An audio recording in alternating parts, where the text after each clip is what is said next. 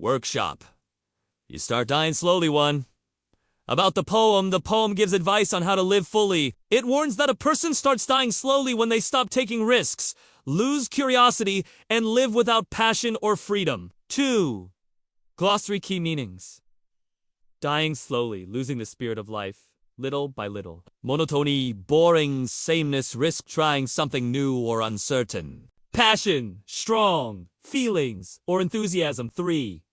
Questions and answers, workshop style. Q1.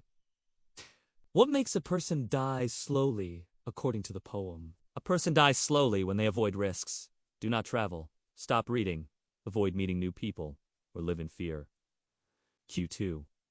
What message does the poem give us? The message is to live life with courage, freedom, and passion. One should not live in routine or fear, but embrace new experiences. Q3.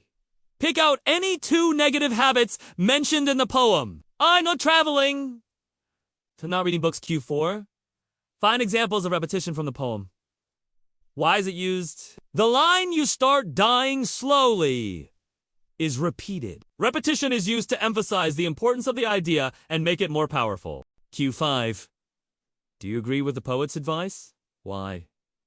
Why not? Yes, because life becomes meaningful only when we explore, take risks, and live with passion. 4. Activities that match the following. Not reading books stops your imagination.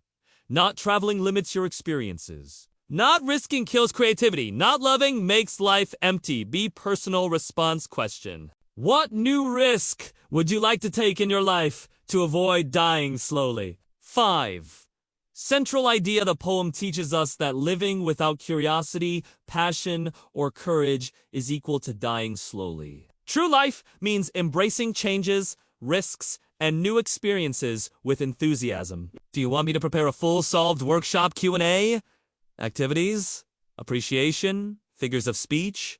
Central idea? Exactly like it appears in the Class 10 English textbook.